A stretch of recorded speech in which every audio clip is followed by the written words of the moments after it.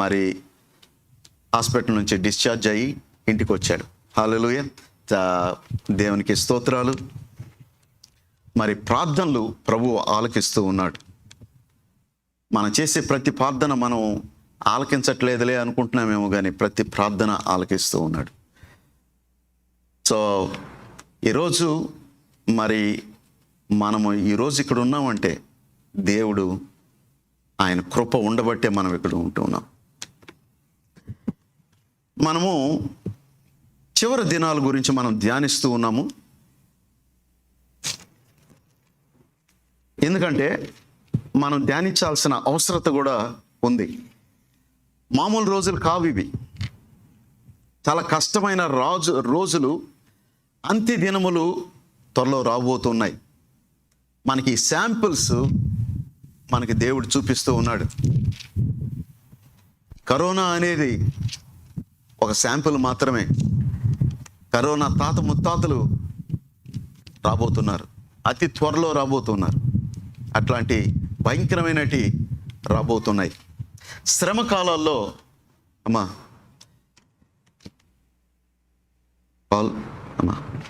శ్రమ కాలాల్లో మనము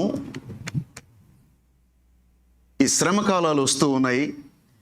శ్రమ కాలాలు ఎప్పటి నుంచో ఉంటున్నాయిలే, ఎప్పటి నుంచో ఏమోలే, అంతా మామూలుగానే ఉందలే, ఇట్లాంటి ఈ యొక్క కరువులు కాటకాలు అనేటి మామూలేలే అని అనుకోవచ్చు. ఎప్పుడు జరిగేదిలే అని అనుకోవచ్చు. కానీ ఎట్లే ఉంచడమ్మా, గాలి బాగానే వస్తాయమ్మా, ఏం పర్వాలేదు. సో అయితే మనకి ఈ శ్రమ కాలాలు అనేది ప్రసవ వేదనలతో దేవుడు పోలుస్తూ ఉన్నాడు. చివరి రోజుల్లో ఈ కష్టాలు నష్టాలు అన్నిటివి వచ్చిపోయేటివి కాదు, ఫ్రీక్వెన్సీ ఎక్కువ అవుతుంటుంది. అంటే ఒక స్త్రీ ఒక బిడ్డని జన్మించి ప్రసవించేటప్పుడు నొప్పులు ఎక్కువైపోతాయి. స్లోగా స్టార్ట్ అవుద్ది ప్రసవ వేదనలు. ప్రసవ వేదన ఎప్పుడైతే ప్రసవించేటప్పటికి ఎక్కువైపోతాయి, ఆ నొప్పులు ఎక్కువైపోతాయి. అదేవిధంగా ఈ కష్టాలు అనేటువంటివి, ఈ కరువులు అనేటువంటివి, ఇవి ప్రసవ వేదనలు ఎక్కువైపోతాయి రాబోయే దినాల్లో. ఇప్పుడు మనము చివరి దినముల్లో మనం ఉంటున్నామని, దేవుని రాకడ కొరకు, అంటే మధ్యాకాశంలో రాకడ కొరకు మనం ఎదురు చూస్తున్నామని నేను వాక్యం ద్వారా నేను నమ్ముతూ ఉన్నాను. మనము ముందు ప్రీవియస్ స్లైడ్కి వెళ్ళామా. సో ప్రీవియస్ స్లైడ్, ఇంకా ముందుగా సో ఒకటి గుర్తుపెట్టుకోవాలి. Yes, next slide. Yes, okay, thank you మా. This is the sequence of end times. Don't forget it. This is the sequence of end times. ముందు ర్యాప్చర్ రావాలి, సంఘం ఎత్తబడాలి, సంఘం కొనుక్కోబడాలి. సంఘం అంటే ఆ సంఘానికి వస్తే సరిపోద్దులే, మేమందరం ఎత్తబడతాం అనే దానికి అట్లా కాదు. సంఘం ఎత్తబడ్డం అంటే whole church age will be gone. We are in church age. 2000 years అయిపోయింది. దానియేలు 70 వారాల ప్రవచనములో 69 వారాలు అయిపోయిన తర్వాత మెస్సియా కట్ ఆఫ్ అని దానియేలు 9వ అధ్యాయము మనము 24 నుంచి 27 చదివితే, మెస్సియా కట్ ఆఫ్ అయినప్పటి నుంచి మరలా ఆయన వచ్చే వరకు ఒక వారం మిగిలిపోయింది. ఒక వారం అంటే వారానికి 7 రోజులు. 7 రోజుల్ని 7 సంవత్సరాలుగా కూడా మనము వాక్యములో చెప్తుంది. వన్ వీక్ అంటే 7 days అంటే 7 years అనేది కూడా మీనింగు హెబ్రీ భాషలో ఉంటుంది. దాన్ని వాళ్ళు యువర్ ఫాదర్స్ అంటారు. ఫాదర్ అన్నాడు, యువర్ ఫాదర్. దావీదు కుమార్ అంటే డైరెక్ట్గా దావీదుకి వెంటనే పుట్టిన ఆయన కాదు కదా. సో హెబ్రీ భాషలో ఆ విధంగా చెప్తారు. సో ఆ సందర్భాన్ని బట్టి మనం రోజుగా, సంవత్సరంగా, సో 7 సంవత్సరాలు అనేది ఒక వారం మిగిలిపోయింది. అది ఇంకా కిక్ ఆఫ్ కాలేదు. ఈ 69 వారాల తర్వాత 70వ వారం తర్వాత మధ్యన గ్యాప్ ఉంది. That gap is called the church age. ఆ చర్చ్ ఏజ్ 2000 సంవత్సరాలు ఉంది. ఇది పాత నిబంధన గ్రంథంలో ఈ సంఘ చర్చ్ ఏజ్ చెప్పబడలేదు. It is the secret, it is the confidential, it is not prophesied. అందుకనే ఈవెన్ యేసుక్రీస్తు ప్రభు జన్మించి 30 సంవత్సరాలు సేవ చేస్తూ ఉన్నప్పుడు వాళ్ళ శిష్యులు కూడా ఆయన రాకడ గురించి ఎంతసేపు ఆయన రెండవ రాకడ గురించి ఆలోచిస్తున్నారు, కానీ ఈ యొక్క ర్యాప్చర్ అనేది వాళ్ళకి తెలియదు. ఎందుకంటే పాత నిబంధన గ్రంథంలో ఉన్నటువంటి ప్రవక్తలైతేనేమో ఎవరైతేనేమంటే వాళ్ళందరికీ రెండవ రాకడ గురించే తెలుసు, కానీ సంఘం చర్చేజ్ అనేది తెలియదు. అది ఓన్లీ క్రైస్తవులకు మాత్రమే. యోహాను మరి మన అపోస్తులకి అది తెలియజేయబడి ఉంది. అది భూమ్యాకాశాలు పుట్టక మునుపు నుండే అది జీవరహస్యంగా దేవుడు దాచిపెట్టాడు. కాబట్టి ఇప్పుడు మనం చర్చేజ్లో ఉన్నాము. చర్చేజీ ఒక రోజుకి బైబిల్ని, దేవుని వాక్యము స్థిరమైనది. దేవుని వాక్యము భూమ్యాకాశంలో నశించినను భూమ్యాకాశంలో పోయినా కూడా దేవుని వాక్యం స్థిరంగా ఉంటుంది. హల్లెలూయా.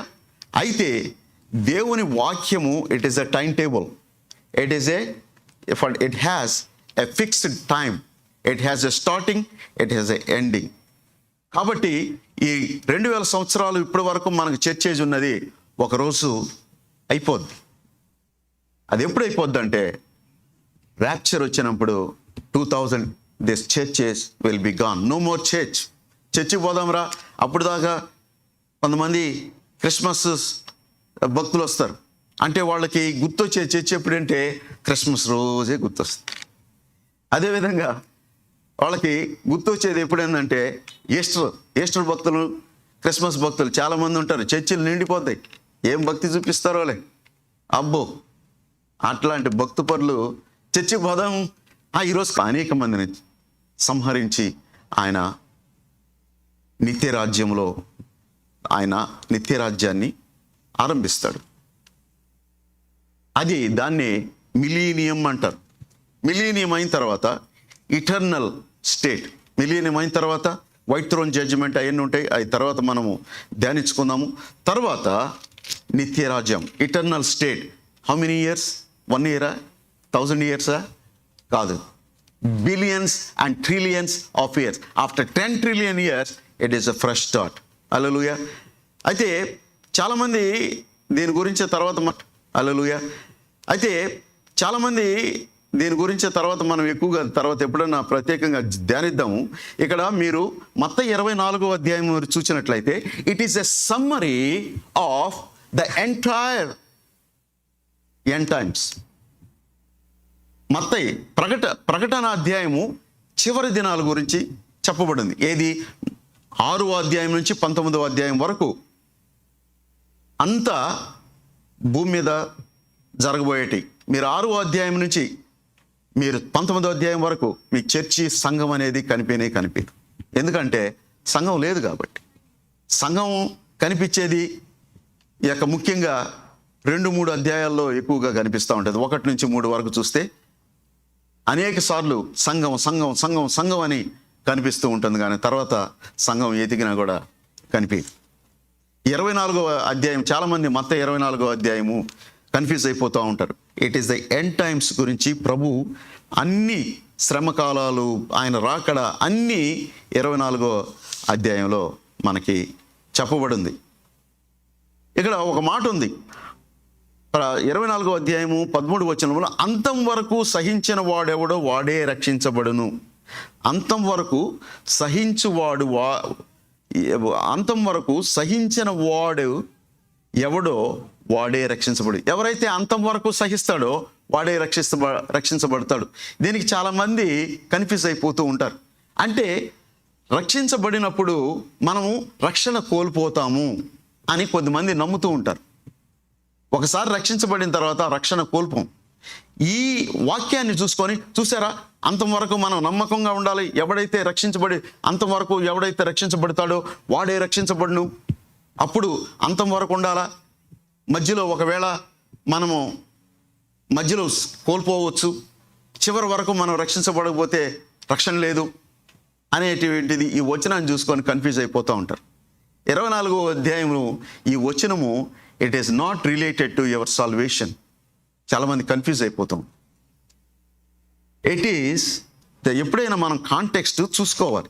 వాక్యాన్ని చదువుతున్నప్పుడు దాన్ని వెంటనే చూసుకోవడం కాదు, దాని కాంటెక్స్ట్ చూసుకోవాలి. కాంటెక్స్ట్లో చివరి వరకు అని అంటే దీని అర్థం ఏంటంటే అర్మగెద్దోని యుద్ధం అయిన తర్వాత అప్పటి వరకు క్రైస్తవులు, అనేక మంది క్రైస్తవులు 7 సంవత్సరాల్లో మళ్ళీ రక్షించబడతారు కొంతమంది.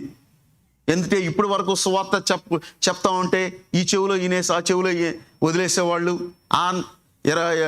క్రిస్మస్కి ఈస్టర్కి వచ్చే క్రైస్తవులు వీళ్ళందరూ మనం ఇప్పుడు చెప్తున్న సువార్తని లైట్గా తీసుకొని 7 సంవత్సరాలు కొద్దిమంది శ్రమలు అనుభవిస్తూ కొంతమంది అనేక మంది చచ్చిపోవాల్సి వస్తుంది రక్షణ కొరకు. యేసు నామములో ఎవరైనా రక్షించబడితే చాలామంది చచ్చిపోవాల్సి వస్తుంది, చాలామంది భయంకరమైన కష్టాలు వస్తాయి. ఇవన్నీ మనం చూస్తాం తర్వాత. అయితే దీన్ని చెప్పడం ఏంటంటే ఇక్కడ ఈ 25వ అధ్యాయంలో ఈ యొక్క వచనములో ఈ చెప్పబడింది, అంతం వరకు సహించిన వాడు ఎవడో రక్షించబడినంటే ఈ ఆర్మగెద్దోని యుద్ధం అయిపోయిన తర్వాత 1000 ఏళ్ల పరిపాలన జరగాలండి. 1000 ఏళ్ల పరిపాలనలో ఎవరు ఉంటారు? పాపులు ఎవరు ఉండరు. ఎవరైతే remnant people, those who are saved and those who are protected from the enemy, those will be entered into millennium. ఇజ్రాయెల్లో మొత్తం 2/3 చనిపోతారు. బాధాకరమైన విషయం. 1/3 చాలామంది చనిపోతారు Israel. Remnant whole Israel will be saved, not 1%, 2%. ఆ రెమ్నెంట్ మొత్తం యేసుక్రీస్తు ప్రభువుని రక్షించబడతారు. So that Israel whole nation plus around the globe who over they accepted Christ entered into millennium. Then when Christ comes to battle against the enemies in Armageddon, we will come from heaven with Jesus Christ with glorified bodies, because we already have a glorified bodies during the rapture time. You got it? So సంఘం ఎత్తబడిన తర్వాత మనకి మహిమ శరీరం ఇవ్వబడుతుంది. So యేసుక్రీస్తు ప్రభు already మహిమ శరీరం ఉంది ఆయన. ఎప్పుడు యేసుక్రీస్తు ప్రభు పునరుద్ధరించిన తర్వాత ఏం పొందాడండి ఆయన? ఏ శరీరంతో వచ్చాడు? మహిమ శరీరంతో వచ్చి, నాకు ఆకలిగా ఉంది, నాకు ఆకలి అంటున్నా, రొట్టె ఉంది, రొట్టె వండి అని శిష్యులందరి మధ్య తింటాడు ఆయన. తర్వాత చేపలు రోస్ట్ చేసి పేతురికి ఇస్తాడు. అదంతా మహిమ శరీరంతో 40 రోజులు తిరుగుతాడు. అదే శరీరం, ఆయన శరీరం మహిమ శరీరంతో ఉన్నట్టుగా మనకు కూడా ప్రభు మహిమ శరీరం ఇవ్వనప్పుడు మనం కూడా భూమి మీదకి వచ్చి 1000 ఏళ్ల పరిపాలనలో వాళ్ళతో పాటు మనం చేస్తాం. కాకపోతే వాళ్ళకి డిఫరెన్స్, వాళ్ళకి మనకి ఉన్న డిఫరెన్స్ ఏంటంటే తప్పించబడినటువంటి క్రైస్తవులు తర్వాత యూదులు మొత్తం యేసుక్రీస్తు ప్రభువుని నమ్ముకొని మంచి మనసుతోటి, కళ్ళ కాపటం లేని మనసుతోటి 1000 ఏళ్ల పరిపాలనలోకి ఎంటర్ అవుతారు. అప్పుడు వాళ్ళ మామూలు శరీరం ఉంటుంది, మనకైతే మహిమ శరీరం ఉంటుంది. హల్లెలూయా. ప్రకటన 6వ అధ్యాయము 1-2 చదువుకుందామా? ప్రకటన 6వ అధ్యాయము 1-2.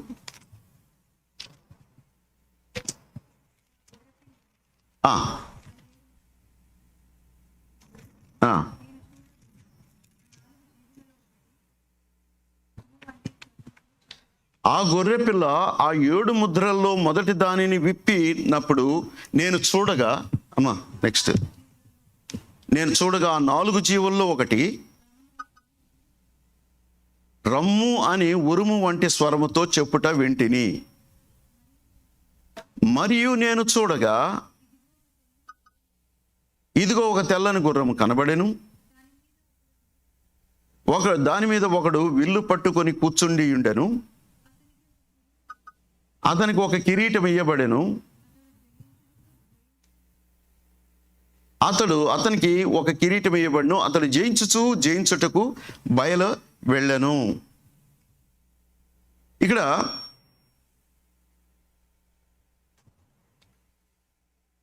మామూలుగా 4వ అధ్యాయం 5వ అధ్యాయం మనం చూసినట్లయితే ప్రకటన 4 అధ్యాయంలో తండ్రిని అక్కడ 24 మంది పెద్దలు, అక్కడ ఉన్నటువంటి మనము, యోహాను ఆదివారం నాడు 2000 సంవత్సరాల క్రితము పాత్మోస్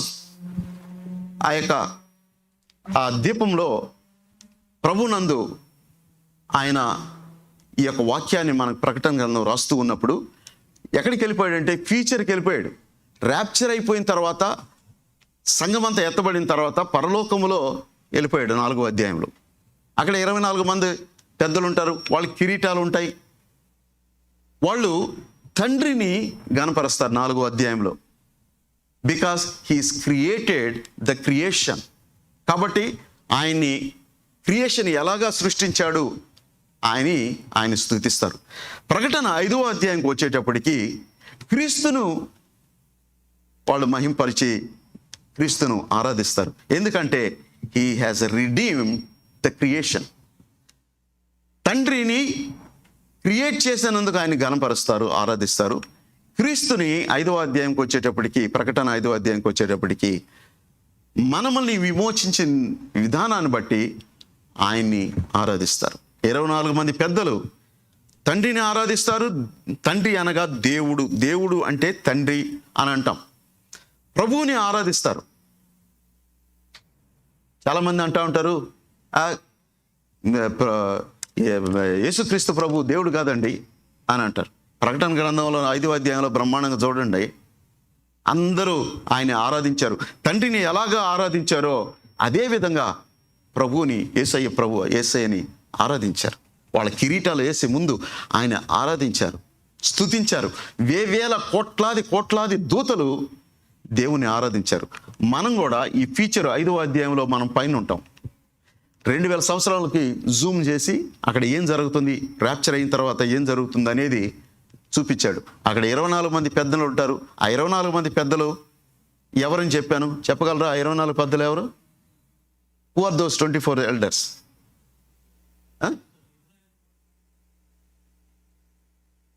yes, that is correct.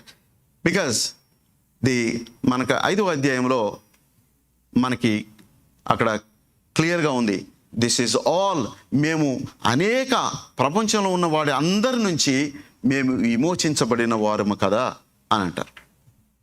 So ఒక వ్యూ ఏంటంటే, కొంతమంది view, this 24 elders are 12 are apostles, 12 are Israel tribes అని ఉంటుంది. అయితే కరెక్ట్ అయిన వ్యూ ఏంటంటే, this represents whole church. Who are those 24 elders? Who are the 24?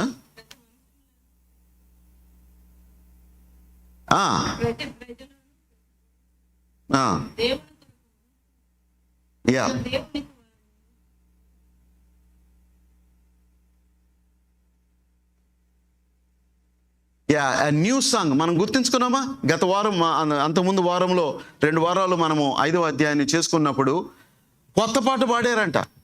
ఎందుకు? ప్రతి వంశంలోను, ప్రతి జనములోను, ప్రతి జనం అంటే from every nation, from every tongue. So God has redeemed and those. So those 4 and 5 అయిపోయింది. అయితే 6వ అధ్యాయంకి వచ్చేటప్పటికి, అయితే 5వ అధ్యాయంలో ముందు ప్రీవియస్ స్లైడ్కి వెళ్ళమ్మా. 5వ అధ్యాయం, ఇంకా నెక్స్ట్ ప్రీవియస్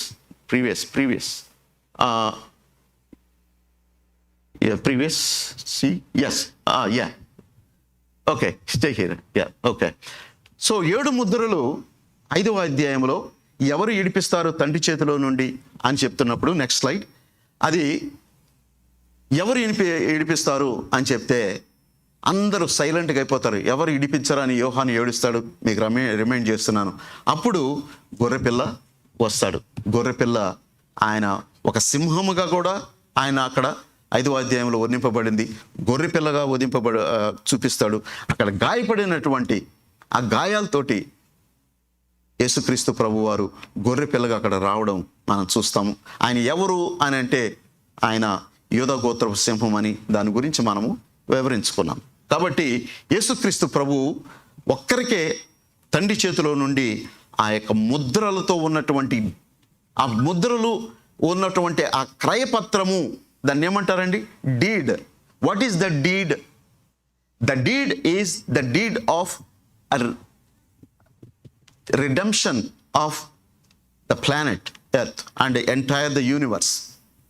ఆ డీడ్ అనేది, ఈ క్రయపత్రం అనేది, ఈ దేవుడు మనందరినీ రిడీమ్ చేశాడు. అయితే ఈ క్రయపత్రంలో ఏముందంటే భూమిని, భూమి ఆకాశములను రిడీమ్ చేసేటువంటి పత్రము అది. కాబట్టి దాన్ని రిడీమ్ చేసేటువంటి, అంటే ఈ విడిపించే, ఈ శాపము నుండి ఈ భూమి ఆకాశాన్ని విడిపించే దేవుడు ఎవరు, ఆ వ్యక్తి ఎవరు, ఆ బలవంతుడు, ఆ యొక్క క్వాలిఫైడ్ పర్సన్ ఎవరు అంటే యేసుక్రీస్తు ప్రభువారు తండ్రి చేతిలో నుండి దాన్ని పట్టుకుంటాడు. ఇప్పుడు ఆ డీడ్ అనేది, ఆ క్రయపత్రం అనేది తండ్రి చేతులు మారిపోయినాయి. తండ్రి చేతిలో నుండి క్రీస్తు చేతిలోకి మారిపోయినాయి. హల్లెలూయా. సో అది మనము 5వ అధ్యాయంలో చూస్తాం. ఆల్ ఆఫ్ సడన్ 6వ అధ్యాయంకి వచ్చేటప్పటికి, ప్రకటన 6వ అధ్యాయంకి వచ్చేటప్పటికి భూమి పైనుండి యోహాను గారు కింద చూస్తారు. కింద చూసినప్పుడు ఈ క్రయపత్రంలో ఉన్నటువంటి 7 ముద్రలు ఉంటాయి. ప్రీవియస్ స్లైడ్ అక్కడ చూసినట్లయితే మనము 7 ముద్రలు చూసాం. ఆ 7 ముద్రలతో ఉన్నటువంటి క్రయపత్రము రోమియోలు చేసేవాళ్ళు. తర్వాత మనము ఎర్మియా గ్రంథంలో కూడా మనం చూసుకున్నప్పుడు యూదులు కూడా ఈ యొక్క డబుల్ డీడ్ అంటారు. పైన సమ్మరీ ఉంటుంది, లోపల రిక్వైర్మెంట్స్ ఉంటుంది. ఆ రిక్వైర్మెంట్స్ ఏంటంటే ఎవరైతే దాన్ని విమోచించే వ్యక్తి ఉంటాడో ఆ వ్యక్తికి మాత్రమే ఆ రిక్వైర్మెంట్స్తో ఉన్నటువంటి వెరీ టైట్ 7 సీల్డ్ డాక్యుమెంట్ ఇవ్వబడుతుంది. ఆ 7 సీల్డ్ డాక్యుమెంట్ ఇది క్రీస్తుకి ఇవ్వబడుతుంది. అప్పుడు ఇక్కడ ప్రకటన 6వ అధ్యాయంలో ఆ గొర్రెపిల్ల ఆ 7 ముద్రల్లో మొదటి దానిని విప్పినప్పుడు నేను చూడగా ఆ 4 జీవుల్లో ఒకటి రమ్ము అని ఉరుము వంటి స్వరముతో చెప్పుట వింటిని. ఆ 4 జీవులు 4 రకాలుగా ఉంటారు. ఒక పశువు ఆకారంలో ఒకరు, తర్వాత మానవ ఆకారంలో ఒకరు, తర్వాత ఒకరు సింహం ఆకారంలో, గద్ద ఆకారంలో 4 జీవులు ఉంటాయి. సో ఒక్కొక్క ఒక జీవి వచ్చి, ఆ 4లో జీవి వచ్చి యోహాను గారితో మాట్లాడుతూ, నేను చూడగా, యోహాను చూస్తూ ఉన్నప్పుడు 2వ వచనంలో ఏమేం కనిపించాయండి? ఎవరైనా చెప్పగలరా ఏమేం కనిపిస్తున్నాయి మీకు ఆ 2వ వచనంలో? నంబర్ 1 ఏం కనిపిస్తున్నాయి? తెల్లని గుర్రము. Very good.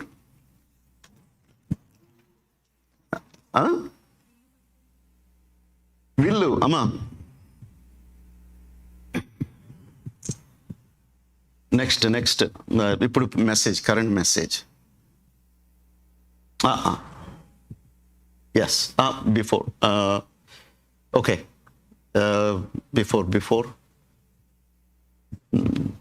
నెక్స్ట్ అమ్మా, నెక్స్ట్.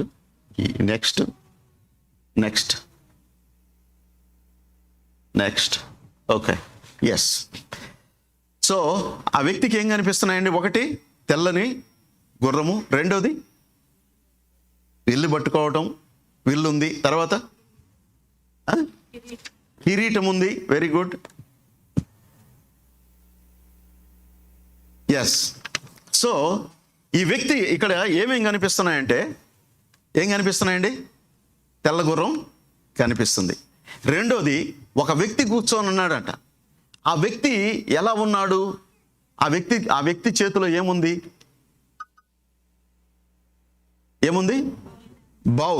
బావు ఉంది, విల్లు ఉంది. తర్వాత ఆ వ్యక్తికి ఇంకా ఏమున్నాయి? కిరీటం ఉంది. Praise the lord. సో ఈ తెల్లని గుర్రం అంటే అర్థం ఏంటి? దేనికి సాదృశ్యం తెల్లని గుర్రం? అమ్మా, ఎస్, శాంతి. Very good. And royalty also. ఎందుకంటే రాయల్టీ అనే దానికంటే ఇంకో విధంగా చెప్పాలి. రోమియోలు ఆ 2000 సంవత్సరాల క్రితంలో యేసుక్రీస్తు ప్రభువు జీవిస్తున్న ఆ సమయంలో రోమియోలు పరిపాలిస్తుండేవాళ్ళు. రోమియోలు ఒక రాజ్యాన్ని జయించినప్పుడు, లేదా కొన్ని రాజ్యాలని జయించేసి తిరిగి వస్తూ ఉన్నప్పుడు వాళ్ళు ఏం చేస్తారంటే తెల్ల గుర్రం వేసుకొని వస్తారు. తెల్ల గుర్రం వేసుకొని వాళ్ళు ఏం పెట్టుకొని వస్తారంటే కిరీటం పెట్టుకొని వస్తారు. తెల్ల గుర్రం అంటే దానికి సాదృశ్యం ఏంటంటే it is a conquering, a victorious, a symbol of victorious, a victory. విజయోత్సాహానికి సాదృశ్యం ఏంటంటే అప్పుడు రోమన్ కల్చర్ ఏంటంటే తెల్ల గుర్రం మీద రావడం మనం చూస్తూ ఉంటాం. ఈ తెల్ల గుర్రం మీద వాళ్ళు వచ్చేది దేంతో వస్తారంటే దీన్ని కిరీటం అంటారు. కిరీటము అని అంటే గ్రీకులో దీన్ని ఏమి కిరీటము? అవన్నీ కిరీటాలు ఉన్నాయి, 5 కిరీటాలు. ఎస్, దానికి గ్రీక్లో స్టెఫనోస్ అంటారు. స్టెఫనోస్ అనే కిరీటము వాళ్ళు ఎవరికి ఇస్తారంటే దాన్ని రీత్ అని అంటారు. అది విజయంతో ఉన్నటువంటి వారికి స్టెఫనోస్ అనేది ఇస్తారు. పాత రోజుల్లో ఒలింపిక్లో కూడా ఉన్నవారికి కూడా కిరీటం అంటే స్టెఫనోస్ అనేది ఇస్తారు. సో విజయోత్సాహంతో వస్తున్నటువంటి వ్యక్తి. ఇక్కడ ఈ వ్యక్తి గుర్రం మీద వస్తున్నాడు, అది తెల్ల గుర్రం మీద వస్తున్నాడు. ఆయనకి కిరీటం ఉంది, స్టెఫనోస్ కిరీటం ఉంది. ఆయన బావుపట్టుకొని వస్తున్నాడు. అంటే ఈ ఉద్దేశం అయినా ఎవరైంటాడు? జనరల్గా తెల్ల గుర్రం మీద వస్తున్నాడంటే ఎవరైనా జనరల్గా ఈజ్ ఎ కింగ్, రాజే కదా. జనరల్గా రాజులు అది విజయోత్సవంతో వచ్చే, తెల్ల గుర్రం అంటే విజయోత్సవంతో వచ్చేటువంటి వాళ్ళు రాజులుగా ఉంటారు. అధికారాన్ని చూపిస్తూ ఉంది. అది తెల్ల గుర్రం అనేది ఏంటంటే ఇప్పుడు చెప్తాను. ఒకటి విక్టోరియస్, రెండోది ఆ పాయింట్కి వస్తాను. ఇక్కడ తెల్ల గుర్రం మీద వస్తూ ఉన్నాడు, కిరీటముతో వస్తూ ఉన్నాడు, కిరీటం ధరించి వస్తున్నాడు. ఇంకొకటి తెల్ల గుర్రానికి ఇంకొక సాదృశ్యం కూడా ఉంది. అది ఇందాక సోదరుడు చెప్పాడు. ఏంటంటే అది ఏంటి? శాంతి. I'm coming in peace, I'm bringing a peace అని చెప్పి వస్తూ ఉన్నాడు. ఎందుకు వస్తున్నాడు తెలుసా? He is called nothing but, who is this person? అంత్యక్రీస్తు. ఎందుకంటే క్రీస్తులాగే, అంత్యక్రీస్తు అంటే ఏంటంటే క్రీస్తు కానటువంటి వాడు అంత్యక్రీస్తు. అంటే క్రీస్తులాగే ఉంటాడు, క్రీస్తు చేసే పనులు చేయాలని చూస్తాడు, క్రీస్తులాగే ఆయన మాటలు ఉంటాయి, ఆయన చేష్టలు ఉంటాయి, క్రీస్తులాగే మాట్లాడతాడు, క్రీస్తులాగే. క్రీస్తు అంటే ఏంటి? ఆయన యేసుక్రీస్తు ప్రభు శాంతి ప్రదాత, శాంతినిచ్చేవాడు దేవుడు. Is the prince of piece అని యెషయా గ్రంథంలో చెప్పబడింది కదా. వీడేం చేస్తున్నాడు? నా I am the prince of piece అని చెప్పి ఇతనికి ఇచ్చినటువంటి కిరీటం ఏంటంటే స్టెఫనోస్. యేసుక్రీస్తు ప్రభువు వారు ఎలాంటి గుర్రం మీద వస్తాడో మనం 19వ అధ్యాయం, ప్రకటన 19వ అధ్యాయం ఒకసారి చూద్దామా? ప్రకటన 19వ అధ్యాయము 11వ వచనం చూడండి. ప్రకటన 19వ అధ్యాయం 11వ వచనం.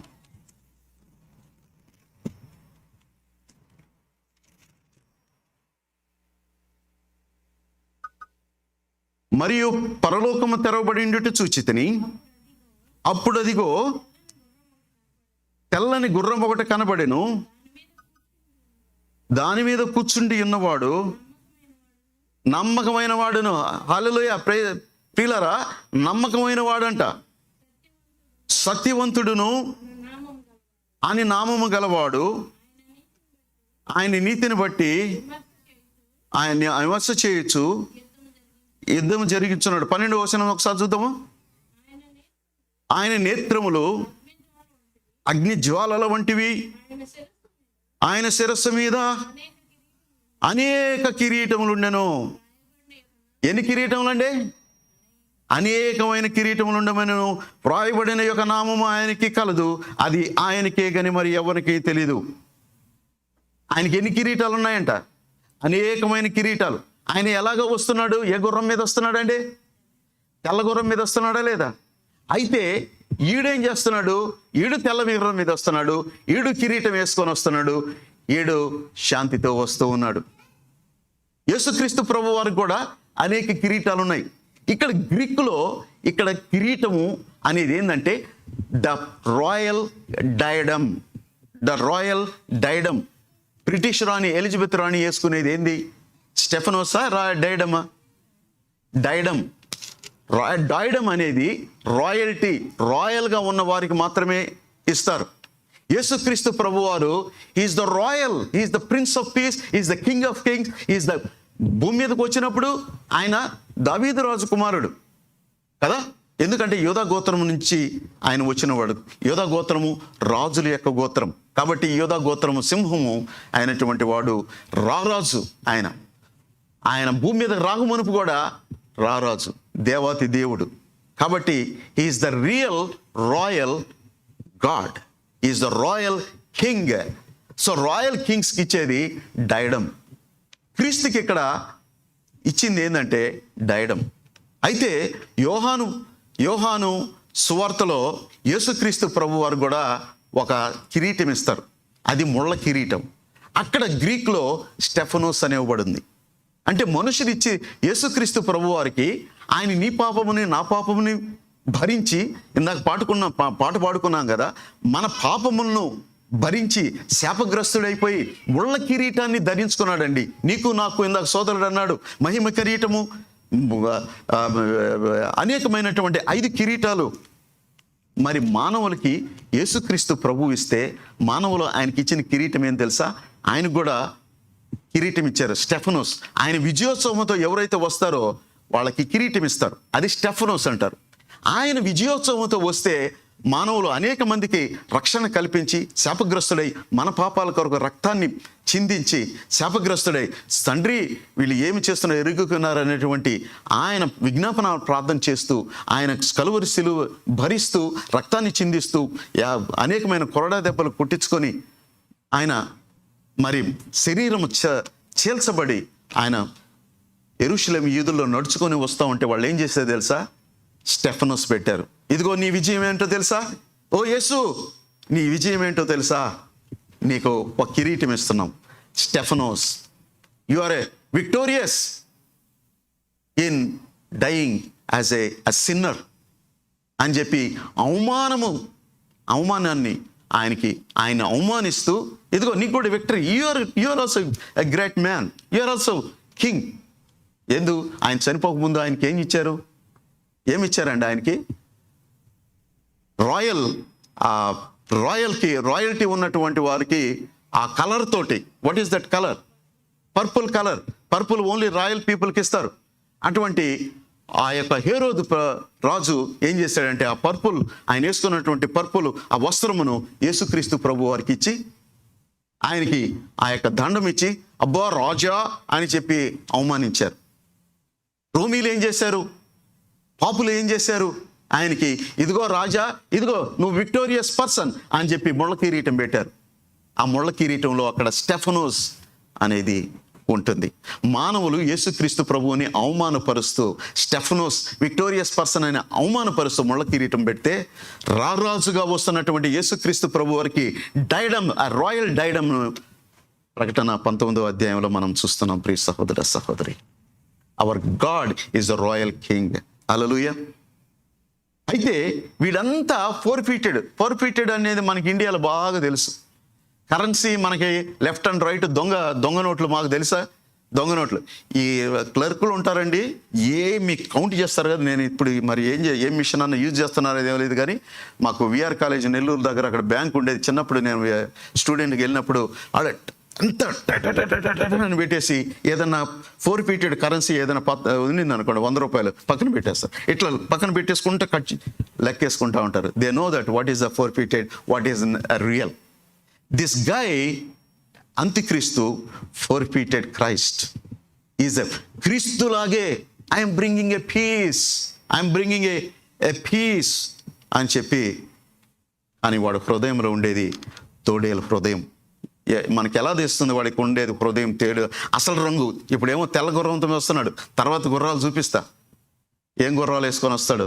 వాడి యొక్క లోపల ఉండే తోడేలు హృదయము, వాడికి ఉన్న కలర్స్ బయటకు పడతాయి. అబ్బా వీడి నిజమైన కలర్ తెలిసిపోయిందిరా అని కొద్దిమంది అంటాం కదా, వాడి రియల్ కలర్స్ ఏంటో ఈ యొక్క 7 ముద్రలో, రాబోయే ముద్రల గురించి నేను చెబుతూ ఉన్నప్పుడు మనం చూద్దాం. అయితే భూమి మీద ఎందుకు శాంతి తీసుకోవాలి వస్తున్నాడు? I want to bring a peace అనేది ఎందుకు వస్తున్నాడు అంటే, భూమి మీద అక్కడ పీస్ ఉందనా లేకుంటే లేదనే? పీస్, నేను శాంతిని తీసుకొస్తాను అంటే అక్కడ ఏముండాలి? శాంతి లేకుండా ఉండాలి, అంతే కదా? శాంతి లేకుండా ఉండాలి అంటే అప్పుడు they are desperately, people are looking for a peace everywhere, they want a peace. పరిస్థితులు ఎలాగ ఉంటాయంటే అన్ఎంప్లాయ్మెంట్ ఎక్కువైపోయి ఉంటుంది, ఎక్కడ చూసినా అన్ఎంప్లాయ్మెంట్. ఎందుకంటే సోషలిజం ఎక్కువైపోయి ఉంటుంది. ఇప్పుడు ఉండేదంతా యూనివర్సలిజం. గమనిస్తున్నారా? This today every one is going towards the universalism. మీరు బ్యాంకుల్లో పనిచేస్తుంటే మీరు బాసల్ అనేది ఉన్నారా? బాసల్ అకార్డ్స్ అనేవి ఉంటాయి. బాసల్ అకార్డ్స్, బాసల్ 1, 2, 3 అనేది ఐటీ పీపుల్ కూడా వినే ఉండుంటారు.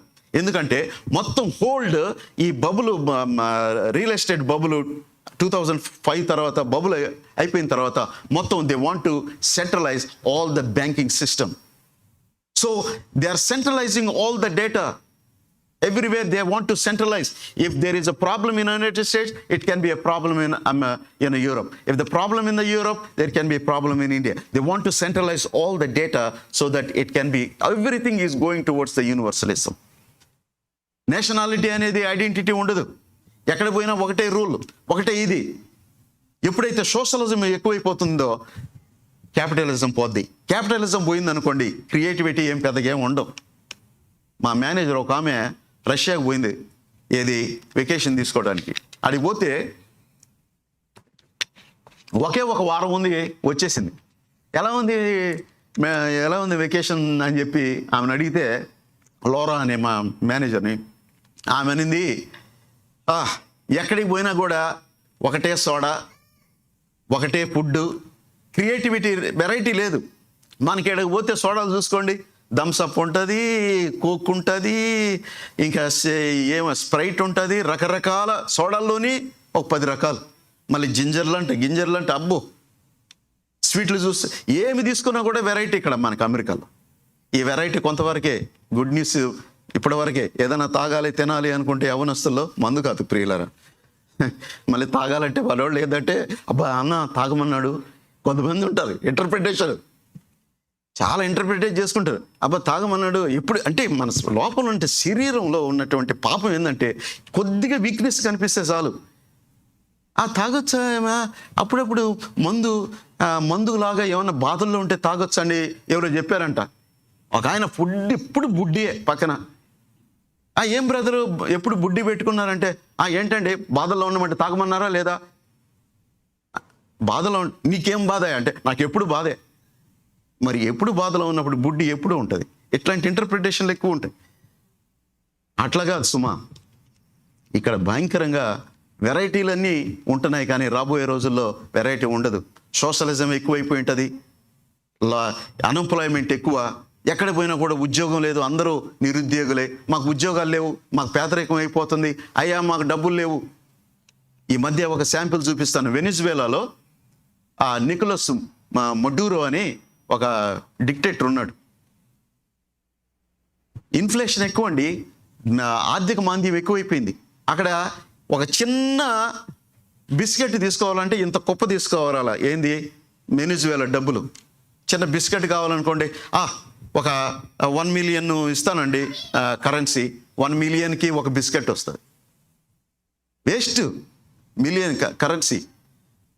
రాబోయే దినాల్లో కరెన్సీ ఇన్ఫ్లేషన్ ఎక్కువైపోయి నువ్వు ఇప్పుడు పెట్టుకుంటున్నట్టే డాలర్లంతా దేనికి పనికిరావు. ఈ ఇసనకర్రలాగా ఇసురుకోవాల్సింది, లేకుంటే దెబ్బలు వేసుకోవాల్సిందే, లేకుంటే పిల్లలకి ఇచ్చుకొని ఆడుకోరా. కొంతమంది ఈ మధ్య చూపించారు, మోడీ గారు వచ్చిన తర్వాత మొత్తం కరెన్సీ ఏదో చేసిన తర్వాత ఒక ఆయనకి ఒక భిక్షగాడికి ఇంత కట్టించాడండి డబ్బులు. ఆ భిక్షగాడు అన్నాడు, ఈ డబ్బులు నాకెందుకు, నువ్వే తీసుకోపో అని చెప్పి. ఏంది ఇంత కట్ట ఎందుకు? ఇన్ఫ్లేషన్ ఎక్కువైపోతుంది.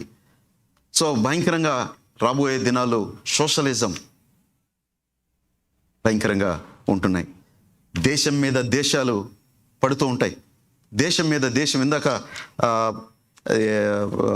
నిరోష చదివింది కదా 24 మత్తయి 24 అధ్యాయంలో ఏముంది? ఎప్పుడు మీరు 24 అధ్యాయం మత్తయి 24 is a very important chapter. మీరు ఎప్పుడైనా ఉంటే చదువుకోండి దయచేసి. This is a summary of end times ప్రియులారా. కాబట్టి దీంట్లో ఉన్నట్టు వాక్యము 7 సంవత్సరాల శ్రమలు, తర్వాత రాబోయే దినాల గురించి ఉంటుంది, కానీ ఇప్పటికి సంబంధించింది అని కాదు. కానీ దీంట్లో ఉన్న సత్యాలు ఎప్పటికీ ఉంటాయి. సో ఇక్కడ మనం కానీ చూస్తే దేశం మీద దేశము ఎన్నో వచనము మత్తయి 24 అధ్యాయము మనం చూసినట్లయితే అక్కడక్కడ కరువులు భూకంపములు కానీ జనము మీదికి జనము రాజ్యం మీదికి రాజ్యం ఏలును. 7వ వచనము మత్తయి 24:7 జనం మీదకి జనమును రాజ్యం మీదకి రాజ్యము. ఎక్కడ చూసినా కూడా యుద్ధ ఘోష వస్తూ ఉంటుంది. ఇండియా చైనా లడాఖ్లో ఎప్పుడు వెరీ సెన్సిటివ్ సిచ్యువేషన్.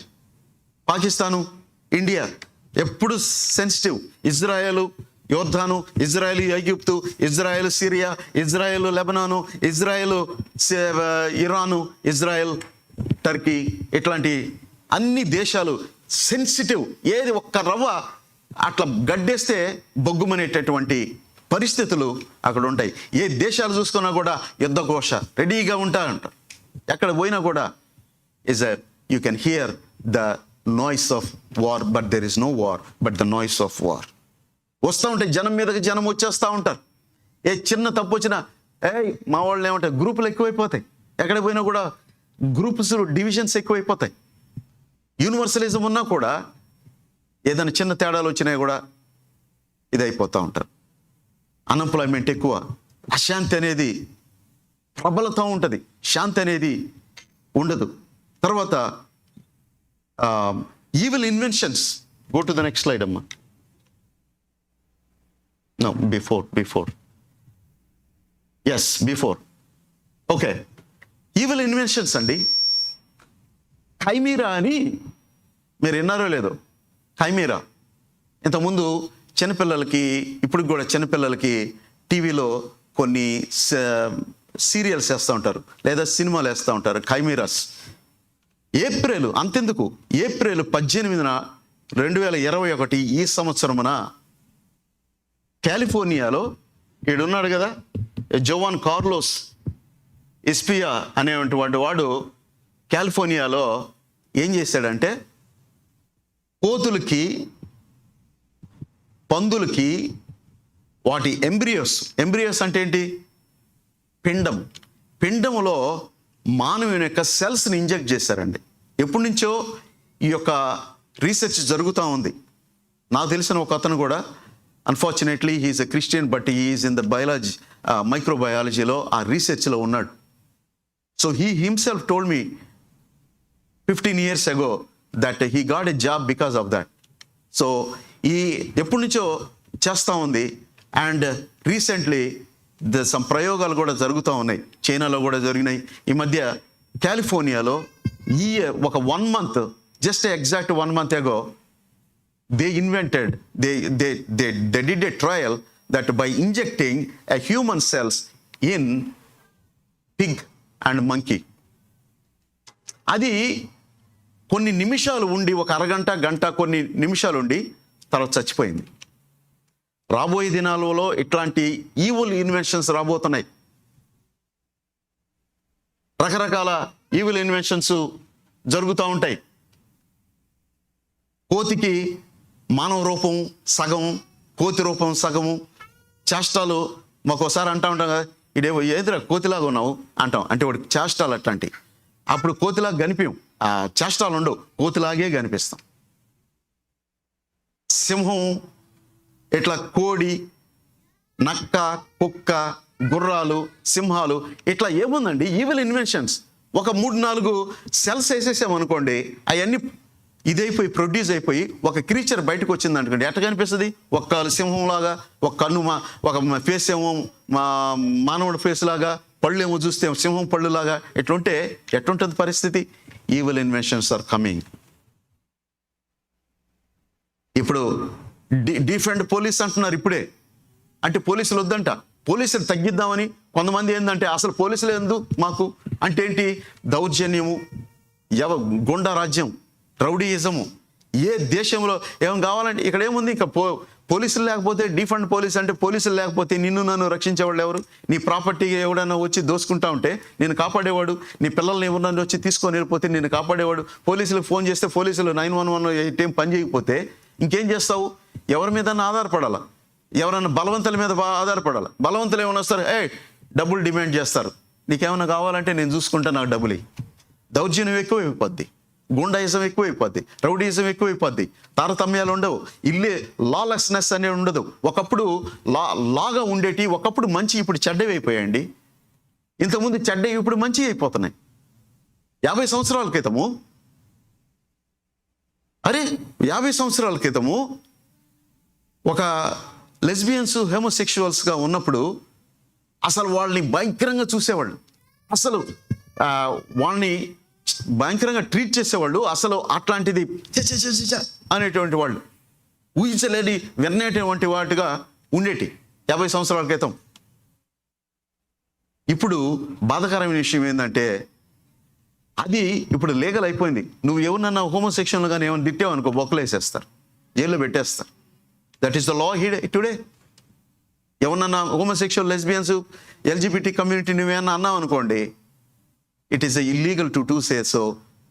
నువ్వు నీ మంచి హృదయంతో ఏమన్నా అంటే నేను జైల్లో పెట్టేస్తారు. అంతకుముందు చెడ్డది ఇప్పుడు మంచి అయిపోయింది. అంతకుముందు మంచిగా ఉండేటి ఇప్పుడు చెడైపోయినాయి. అప్పుడు పోలీసులు, మిలిటరీ, గన్స్, లీగల్ గన్స్ కావాలా అయ్యి అంటే ఇప్పుడు అవన్నీ చెడ్డాయి. సహోదర సహోదరి, మనము చివరి రోజుల్లో ఉంటున్నామని మనం గ్రహించుకోవాలి. There are so much of going on. తర్వాత మనం చూస్తే సెంట్రలైజేషన్, యానిమేషన్ అయిపోతూ ఉంది. యానిమేషన్, రోబోట్స్ వచ్చేస్తున్నాయి. రోబోట్స్కి ఇప్పుడు సెంట్రలైజ్డ్ డేటా, బిగ్ డేటా తోటి ఈ యొక్క కొత్త లాంగ్వేజ్లు వచ్చేస్తున్నాయి. ఇదేంది? మిషన్ లాంగ్వేజ్, ఈ బిగ్ డేటా, ఎంత కంబైన్ చేసి మిషన్ లాంగ్వేజ్ ఏం చేస్తుంది? ట్రెండ్ డేటాను అంతా కలెక్ట్ చేసి, డేటా లేక్లో ఈ బిగ్ డేటాలో ఉన్న డేటా అంతా కలెక్ట్ చేసి ట్రెండ్స్ చేస్తారు. ఒక అమ్మాయి ఒక రోబోటే, ఒక అమ్మాయి రోబోట్గా ఉండి, రోబోట్కి మనకున్న డిఫరెన్స్ ఏంది? మానవులకి రోబోట్కి ఉన్న డిఫరెన్స్ ఏంది? Emotions, intelligence and real body, అంతే కదా. సో రాబోయే రోబోట్స్ ఎట్లా ఉంటాయంటే మానవుల్లాగే శరీరం ఉంటుంది, మానవుల్లాగే కళ్ళు గిళ్ళు అన్నీ ఉంటాయి. వాటికి ఈ big data, machine language, artificial intelligence అంతా కంబైన్ చేసి ట్రెండ్స్ ఉంటాయి. ట్రెండ్స్ అంటే ఏంటి? ఒక అమ్మాయి వచ్చి ఐ లవ్ యూ అనింది అనుకో, ఇంకేవాడు ఈ ట్రెండ్ అంటే మనసులో ఏమేమి రాబోతాయి అనేటి ఈ ట్రెండ్, ఈ డేటా ద్వారా ట్రెండ్ ఉంటుంది. రెస్పాన్సెస్ ఎలాగ ఉంటాయని వేరియస్ రెస్పాన్సెస్ ఫీడ్ అయిపోతాయి. సో అవుట్పుట్ ప్రాసెస్ ఇంటెలిజెన్స్తో కూడినటువంటి ఆర్టిఫిషియల్ ఇంటెలిజెన్స్ తోటి ఆ ట్రెండ్ అంటే ఇమేజెస్, ఇప్పటి వరకు మనకి ఐ ఇమేజెస్ వచ్చేస్తున్నాయి. ఆ ఐ ఇమేజెస్ తీసుకొని ముఖ కవళికలను బట్టి రెస్పాన్స్ ఎలాగా రావాలనేది ఆర్టిఫిషియల్ ఇంటెలిజెన్స్ అవుట్పుట్ వస్తుంది. సో ఆ యొక్క రోబోట్ నుంచి అవుట్పుట్ బయటకు వస్తుంది.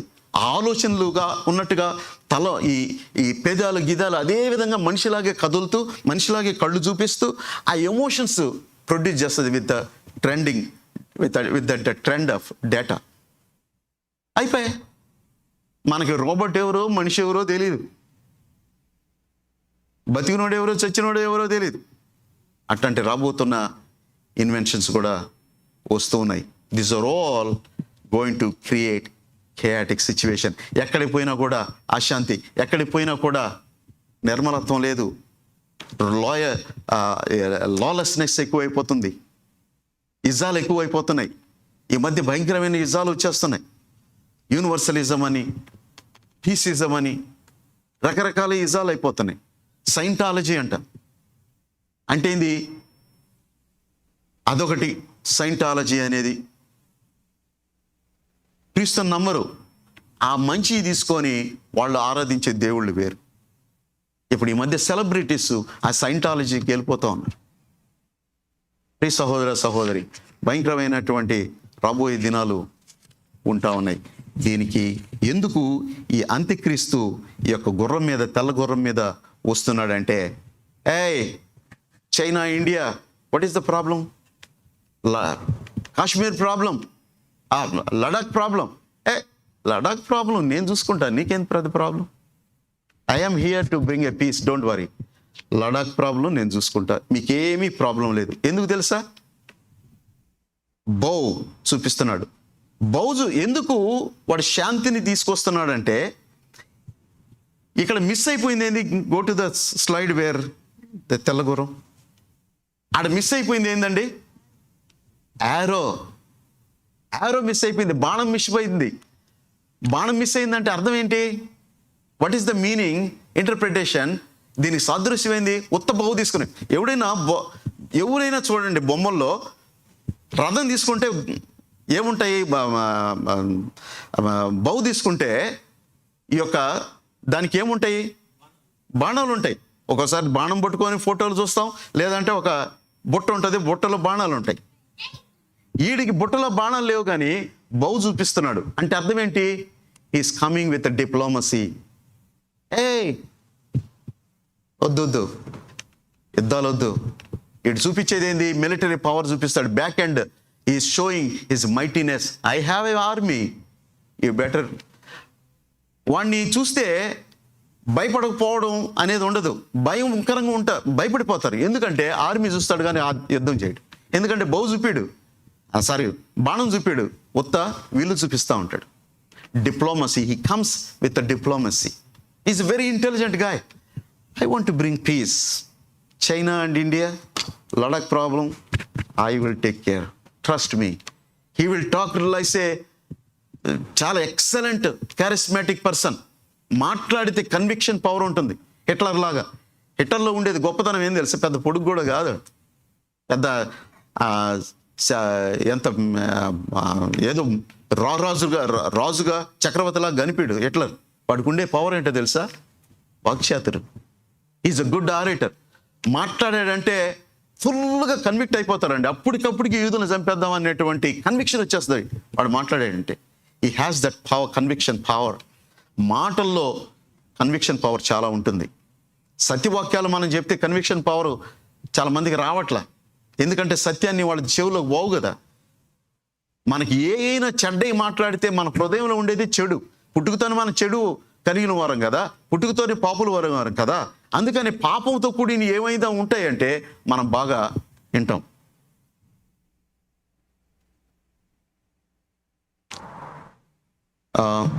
అమ్మ ఒకసారి ఫోన్ తీసుకోండి, ఎవరైనా టేక్.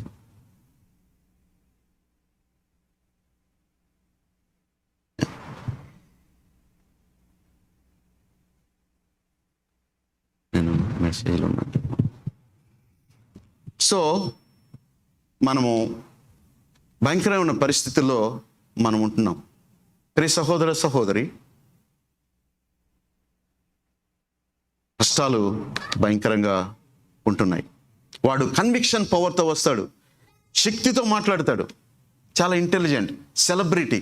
వాడిని చూడంగానే రూపం అంతా చూడంగానే అబ్బా, he is the right person for me, he is the person to bring a piece.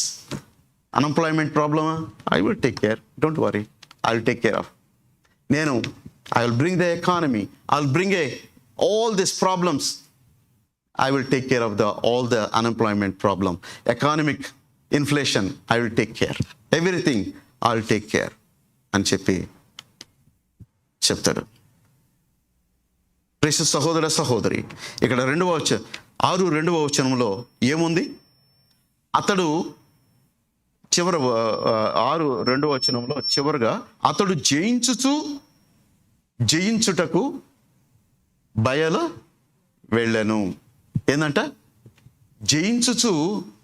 జయించుటకు బయలు వెళ్ళను.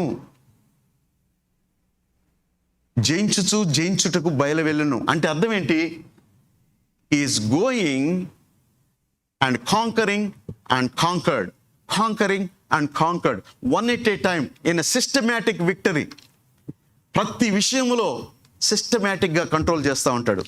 దేశాలను కంట్రోల్ చేస్తూ ఉంటాడు.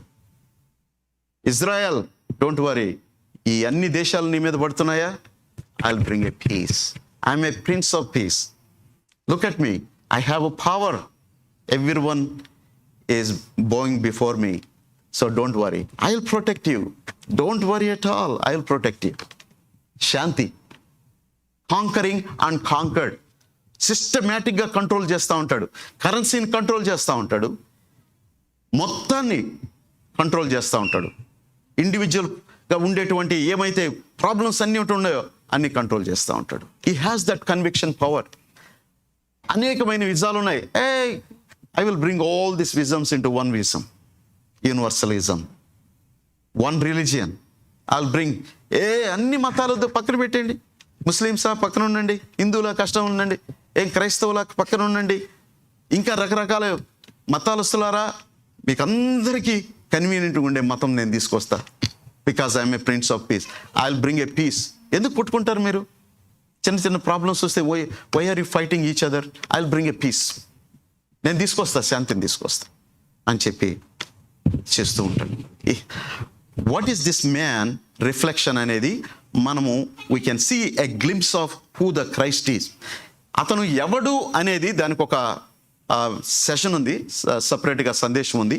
అయితే వాట్ ఈస్ దిస్ పర్సన్ అనేది మనము చూస్తాం.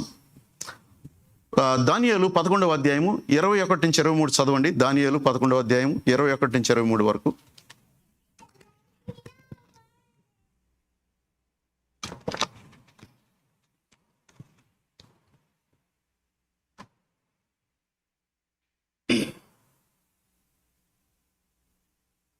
అమ్మా టైం ఎంత అయింది ఒకసారి చెప్తారా?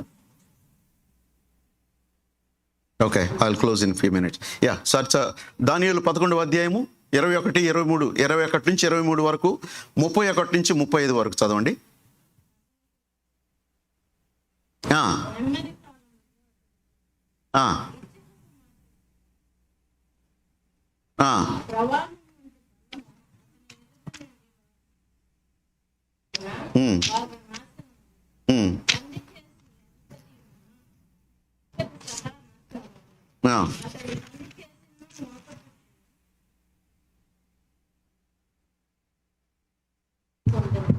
ఇరవై 21 నుంచి 23 వరకేనా? ఓకే ఓకే, యా 23 చదవండి. ఇక్కడ అతను సంధి చేసి అధిపతి మహానాశ, అతను ఏం తీసుకొస్తాడంటే 31 నుంచి 30 వరకు, 35 వరకు చదువు.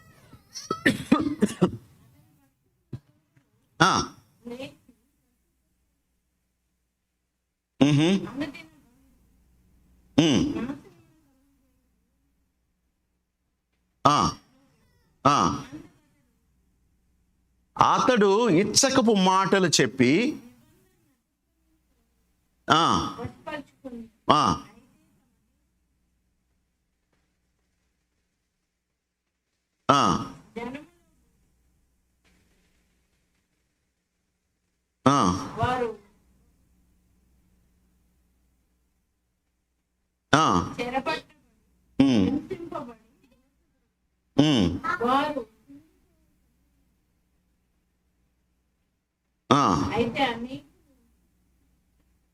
అనేకులు ఇచ్చక మాటలు చెప్పి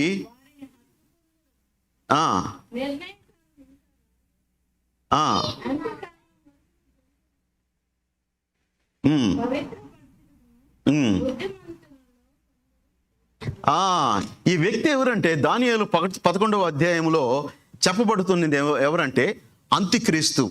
అంత్యక్రీస్తుకి సదృశ్యంగా ఉన్నవాడు 176 BC-లో ఒక అతను ఉన్నాడు. అతను క్లిక్ కొట్టు, బటన్ కొట్టే వస్తుంది అనుకుంటా, చూడు. లేదు, previous slide. Okay, next slide. Okay, ఇక్కడే ఉంది. సో ఇక్కడ ఇతని పేరు ఎవరంటే యాంటియోకస్ IV ఎపిఫేనస్. ఇతను సెలూసిడ్ కింగ్.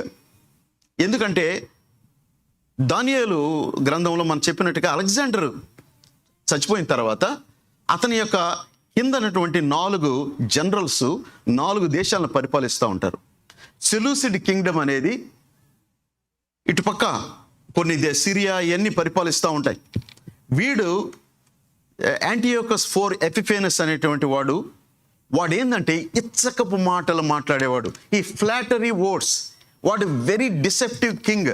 వాడు ఏం చేస్తాడంటే బ్రైబు, లంచం ఇచ్చటము, వాళ్ళ సొంత తమ్ముళ్ళని అన్నదమ్ముల్ని వాడు ఘోరంగా మోసపుచ్చి వాడికి సంబంధించిన రాజ్యం వాడికి సంబంధించింది కాదు, ఆ రాజ్యాన్ని వాడు పొందుకుంటాడు అనమాట.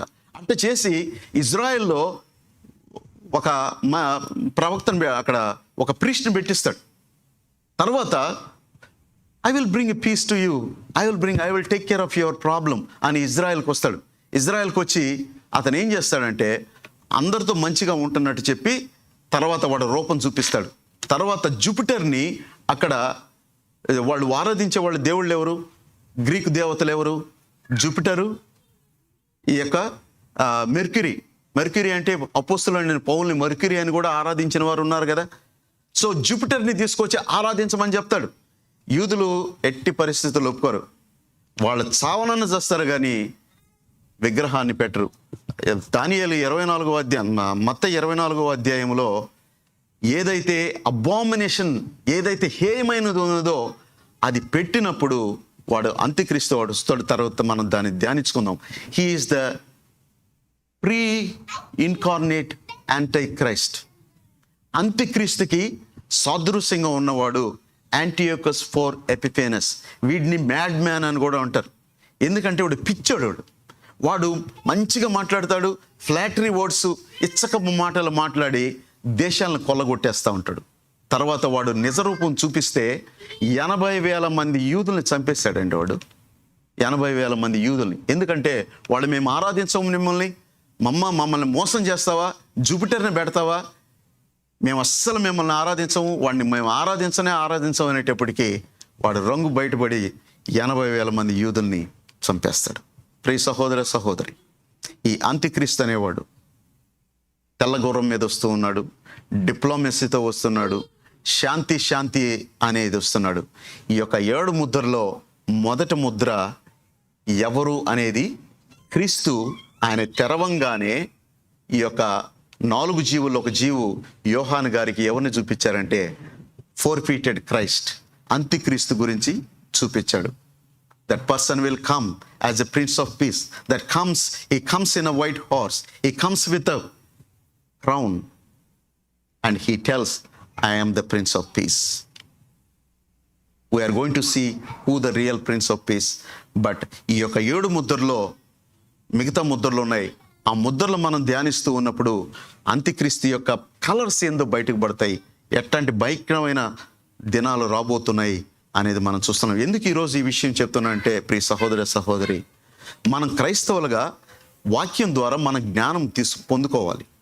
రాబోయే పరిస్థితులను మనము చూస్తూ ఉండాలి. రాబోయే పరిస్థితుల యొక్క స్థితి ఎలా ఉందో మనం చూస్తూ ఉండాలి. అంత్యక్రీస్తు అనేవాడు పళ్ళు పట్టుకొని, చాలామంది అనుకుంటారు వాడు భయంకరంగా ఉంటాడు, 10 కొమ్ములు ఉంటాయి, పెద్ద పెద్ద కళ్ళు వేసుకొని రాక్షసులాగా ఉంటాడు అని అనుకుంటున్నారేమో. మోసపోకండి. He is a very charismatic, very handsome, అందగాడు. వాడు మాట్లాడితే ఫ్లాట్ అయిపోతాం. అసలు చూడంగానే అబ్బా he is the right person for whole world అనిపించే హృదయం జనాల్లో వచ్చేస్తుంది. అతను మాట్లాడితే జనాలు పడిపోతారండి. అట్లాంటి మాటలు మాట్లాడతాడు. Mighty power, he has the mighty power. His aim is to bring one world government. His aim is to bring one world religion. His aim is to bring one world currency. రాబోయే మనం ఎట్లాంటి 666 గురించి మనం ధ్యానం చేసుకున్నప్పుడు ఎట్లాంటి పరిస్థితులు వస్తున్నాయి అనేది రాబోయే దినాల్లో నేను చెప్తాను. We will be surprised, but we need to aware all these things. 7వ ముద్రలో మొదటి ముద్ర డిప్లొమసీతో వస్తాడు. రాబోయే రోజులు త్వరలో ఉన్నాయి. ఆ యొక్క ప్రిన్స్ ఆఫ్ పీస్ అనేది రియల్ పర్సన్ కాదు, ఫోర్ఫీటెడ్ ప్రిన్స్ ఆఫ్ పీస్. అంత్యక్రీస్తు ఎలాగా వస్తున్నాడు అనేది మనము ఈ యొక్క యోహాను వివరించిన దాన్ని బట్టి మనం చూస్తాం. ఇది వాక్యం సత్యం. దేవుని వాక్యం అబద్ధం చెప్పదు. ప్రియ సహోదర సహోదరి, మనం ఈరోజు ఎందుకు ధ్యానం చేసుకుంటున్నామంటే మనం చివరి రోజుల్లో ఉన్నాము. మనం ఈరోజు ఎందుకు ధ్యానం చేసుకోవాలంటే రాబోయే దినాలు ఎలాగ ఉంటాయని మనం తెలుసుకొని మనము గ్రహించుకోవడమే కాకుండా మన కుటుంబాన్ని చక్కబెట్టుకోవాలి. మనము వాక్యానుసారంగా నడుచుకోవటానికి మనం భయపడుతూ మనం దేవుని సేవ చేయాలి. సంఘానికి రెగ్యులర్గా రావాలి, వాక్యాన్ని వినాలి, విన్న వాక్యము ఇతరులకు చెప్పాలి. ఎందుకంటే కొన్ని రోజులే మనం సండే సర్వీస్కి వస్తాం, కొన్ని రోజులే మనకు ప్రేయర్స్ ఉంటాయి. 2 వారాల నుంచి మనం ఎవ్రీడే 9 o'clock ప్రేయర్ చేస్తున్నాం. ఇట్లాంటి ప్రేయర్లు తర్వాత దొరకవు, అన్నీ రికార్డెడే, లైవ్లు గీవులు ఏమి ఉండవు. కాబట్టి సంఘం తెరవబడినప్పుడు అనేక మంది సంఘానికి రావడం నేర్చుకోవాలి. మనం we are end of the corona virus, ఇట్లాంటి అనేకమైన వస్తూ ఉంటాయి. ఇంక రాబోయే దినాల్లో భయంకరమైన పరిస్థితులు ఉంటాయి. కాబట్టి మనం వాటికి భయపడుతూ కూర్చోకుండా సంఘానికి రావడానికి మనం ప్రయత్నించాలి. When God has given the breath in our life, we need to obey the rules, we have to follow these things, but at the same time, when come to our beliefs, we have the right to worship our Lord, and let God bless us, let God help us be faithful until our breath is taken. Be faithful unto the church, be faithful unto the word of God, be faithful and walk according to the word of God, because we are in the end times and the clock is ticking and is coming down and down and down, and one day it stops, over. No more mercy, no more grace, no more love. You don't see the love, you don't. అంత్య దినాల్లో ప్రేమలు గేమలు ఉండవు, ఇప్పటికే చల్లారిపోయినాయి. నేను ఎయిర్పోర్ట్కి వస్తే ఇంతకుముందు దండలు తీసుకొచ్చేవారు. నేను వచ్చి బస్సు ఎక్కి వెళ్ళానండి రేణిగుంటలో. ఒక అతను కారు తీసుకొని రమ్మంటే రాలా. మనోళ్ళు వచ్చిన తర్వాత సూట్ పుట్టేసుకొని రావాలా అని చెప్తే సూట్ వేసుకున్నాను. సూట్ వేసుకొని ఆ చెమటకి ఈ ఒక పక్క మళ్ళీ ఎవరైనా తీసుకెళ్ళిపోతారు నా యొక్క బస్తా వేసుకొని వచ్చి మళ్ళీ ఎక్కడి నుంచి పోతే గమనుంటారా, మూటలు ఇస్తారు. ఆ మూటలన్నీ పెట్టి అవి మోయలేక అవి పెట్టుకొని మళ్ళీ ఎవరైనా తీసుకెళ్ళిపోతారు. వీళ్ళు జనాలు ఆర్టీసీ బస్సులో ఎవరన్నా ఇవి పెట్టేవనుకోండి, మన బస్తాలు అంటే పెద్ద పెద్దవి ఉంటాయి కదా సూట్ కేసులు, దాని మీద కూర్చుంటారు. ఆ బుడ్డోళ్ళు కూర్చుంటారు. మళ్ళీ వాళ్ళని ఏమన్నా అనకూడదు. వాడు ఏమన్నా అంటే వాళ్ళ అమ్మ అంటే కూర్చోవచ్చు కదా, ఒకటే గొడవ. మళ్ళీ ఆడ ఫైట్లు ఆ బస్సులో ఉండేది ఒక 15 నిమిషాలు, ఈ లోపల ఫైట్లు గీట్లు. అబ్బా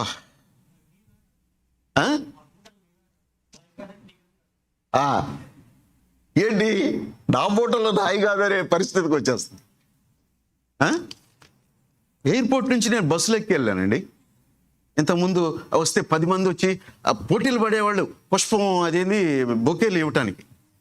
ఇప్పుడు పోటీలు గిట్లు లేవు, ఎవరు ఫోన్లు చేసినా బిజీ అయిపోయారు. సో రాబోయే దినాలు భయంకరంగా ఉన్నాయి. తలొంచుకొని ప్రార్థన చేసుకుందాం. పరిశుద్ధుడైన మా ప్రభువా, మా తండ్రి, అయ్యా మా ప్రభువా, చివరి రోజుల గురించి మేము ధ్యానం చేస్తూ ఉన్నాం. మేము చివరి రోజుల్లో ఉంటున్నాము. అంత్యక్రీస్తు మీలాగే మాట్లాడే వస్తున్నాడు, మీకులాగే ప్రవర్తించేవాడు వస్తున్నాడు, మీకులాగే నెమ్మది అంటూ శాంతి అని తీసుకొని వస్తున్నాడు ప్రభువా. వాడు అసలు రూపం ఈ యొక్క 7 ముద్రల్లో మేము చూడబోతూ ఉన్నాం. ఈరోజు మాకు ఆ యొక్క అంత్యక్రీస్తు గురించి, వాడి గురించి మాకు తెలియజేసినందుకు స్తోత్రాలు. మేము జాగ్రత్తగా మా జీవితాలను మేము ఈ యొక్క వాక్యానుసారంగా మేము నడుచుకుంటూ మాకున్నటువంటి ఈ రెమినెంట్ లైఫ్లో మీరు అతి సమీపంగా రాబోతున్నారు ప్రభువా. ఈ చివరి దినాల్లో మీ యొక్క వాక్యానుసారంగా మేము నడుచుకోవటానికి సహాయం దయచేయండి. మీ యొక్క వాక్యానుసారంగా భయపడుతూ నడుచుకునే వారిగా చేయండి. మా బిడ్డలు మీ యొక్క వాక్యానుసారంగా మేము పెంచేవారుగా చేయమని ప్రార్థిస్తున్నాను. ఎందుకంటే వాళ్ళు రక్షించబడకపోతే, మేము రక్షించబడకపోతే సంఘం ఎత్తబడిన తర్వాత లైవ్ ప్రోగ్రామ్స్ అయిపోయినట్టే. ఇంకా అన్ని చర్చిలు క్లోజ్ చేసుకోవాలి, అన్ని ద్వారాలు మూయబడతాయి. అంత్యక్రీస్తు చర్చి రాబోతుంది. ప్రభువా ఇవన్నీ మేము తెలుసుకొని మేము జాగ్రత్త పట్టుకు సహాయం దయచేయమని మీ యొక్క వాక్య ధ్యానం చేసే సహాయం ఇచ్చినందుకై స్తోత్రాలు చెల్లిస్తూ యేసయ్య పరిశుద్ధ నామములో వినుచున్న వారికి దీవెనకరంగా చేయమని, ఎందుకంటే ప్రకటన గ్రంథంలో వినుచున్న వారందరికీ దీవెన ఉంటుందని మొదటి గ్రంథంలో మీరు చెప్పారు ప్రభువా. ఆ దీవెనలు మాకు దయచేయమని, ఇక్కడ కూడుకున్న వారికి, ఆన్లైన్లో వీక్షిస్తున్న వారికి దయచేయమని యేసయ్య పరిశుద్ధ నామములో ప్రార్థిస్తున్నాం తండ్రి, ఆమేన్. Praise the Lord. ప్రియ సంగమా, గాడ్ బ్లెస్ యూ. ఈ సమయంలో మనము దేవుణ్ణి మరి కానుకల ద్వారా దేవుని మహింపరుద్దాం. దేవుడు మనం ఇప్పుడు దాకా మనము మిషనరీస్ని నమ్మకంగా సపోర్ట్ చేస్తూ ఉన్నాము. మనం హోటల్లో మనం ప్రభువుని ఆరాధిస్తున్నాము. రాబోయే దినాల్లో మనం ఒక సంఘం కూడా మనం ఏర్పరచుకోవాలి. సో మనము కొంత సహాయం, ధన సహాయం కూడా పాస్టర్స్కి చేస్తూ ఉన్నాము. ఆల్రెడీ ఆక్సిమీటర్స్ అవన్నీ పంపించబడ్డాయి. కొద్దిమంది పాస్టర్స్కి ఆల్రెడీ వాళ్ళు డిస్ట్రిబ్యూట్ చేస్తూ ఉన్నారు. సో పాస్టర్స్ని ఒక 80 మంది పాస్టర్స్ దాకా ఐడెంటిఫై చేసాం. వాళ్ళని ఒక పాస్టర్ 60 మంది పాస్టర్ని గ్యాదర్ చేసి వాళ్ళందరికీ మన సంఘం తరపున మనకి ఇచ్చినటువంటి స్నేహితులు కొంత ఇచ్చిన దాన్ని ద్రవ్య రూపంలో వాళ్ళందరికీ ఆయన ఇవ్వబోతూ ఉన్నాడు నెక్స్ట్ వీక్లో. So praise God. సో మనం ప్రభువుని ఇప్పటి వరకు పాటల ద్వారా, మన వాక్య సందేశం ద్వారా మనం ఆరాధించాం. కానుకల ద్వారా దేవుని మహింపర్దాము. మీ యొక్క కృతజ్ఞత అర్పణ ప్రభు సన్నిధానాన్ని తీసుకొచ్చి దేవుని మహింపర్దాం. మీరు చెక్స్ ఏమైనా రాయదలుచుకుంటే FBC అని రాయవలసిందిగా కోరుచున్నాను. These are tax exempted. ఆన్లైన్లో కూడా మరి ఫ్రెండ్లీ బైబుల్ చర్చ్ దాంట్లో డొనేషన్, సెక్యూర్ డొనేషన్ ద్వారా కూడా మీరు ఈ ఫ్రెండ్లీ బైబుల్ చర్చ్కి అందజేయచ్చును. God bless you as we are worshipping our Lord through our thanksgiving offering. God bless you. సోదరుడు సురేష్ మరి ముందు నుంచి మరి వెనక